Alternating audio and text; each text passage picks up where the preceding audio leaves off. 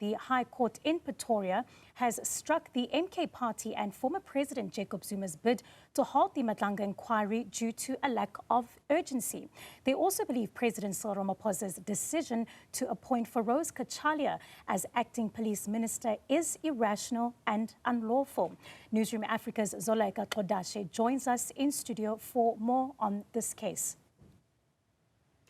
Well, the hearing by the Gauteng High Court in Pretoria in a challenge launched by former President Jacob Zuma and his political home, the Umkhonto weSizwe party, was somewhat brief.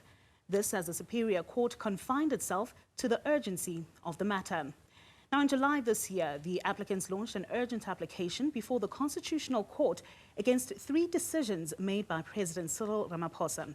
The first is the move to place Minister Senzo Mchunu on leave of absence, appoint a commission of inquiry to investigate alleged rot within the top brass of the SAPS, and appoint Zoleka Qodashe to act as police minister. These, the applicants argue, are all fruits of the same poisonous tree. The matter is,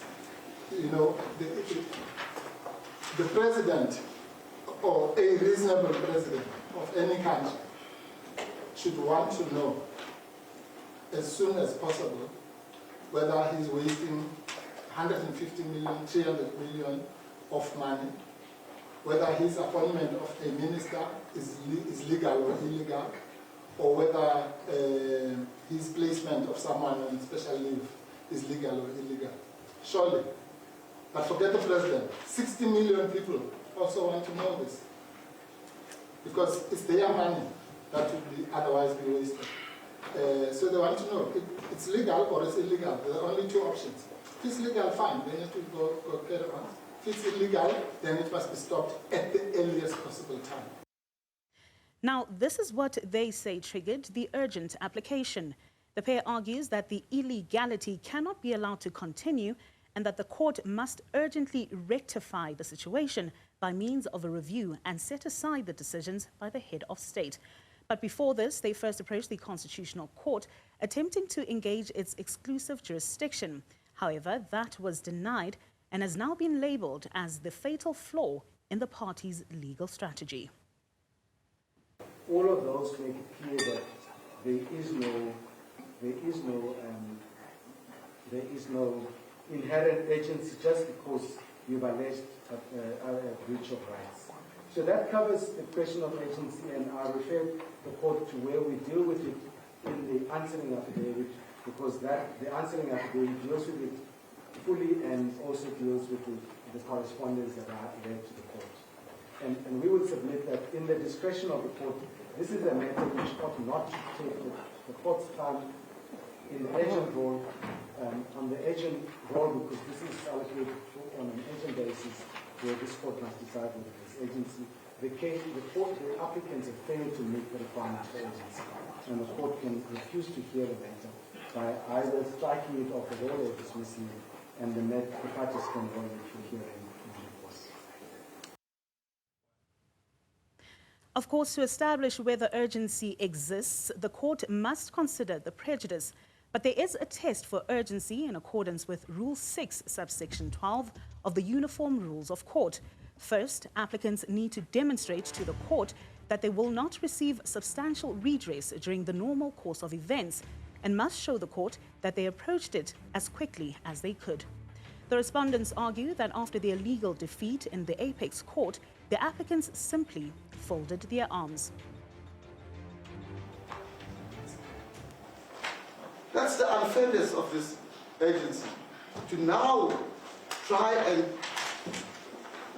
run the argument of the agency on the basis of an argument that was never raised in the founding affidavit. The point about this 121 dockets argument, which has been raised for the first time in support of agency in this court, is now submission nothing else but to sensationalize the matter in order to align and avoid a legal issue of agency. The dockets, the 121 dockets, are a subject of discussion in the Madam Commission now, and that's where they belong. cannot be and should never be and was never made a basis of version to this court. Zuma and the MK party argued that failure to grant the order would result in multiple human rights violations, including the right to human dignity and political rights, among others. But the court finds that there is no indication that the rule of law is under threat if the president's decisions should stand.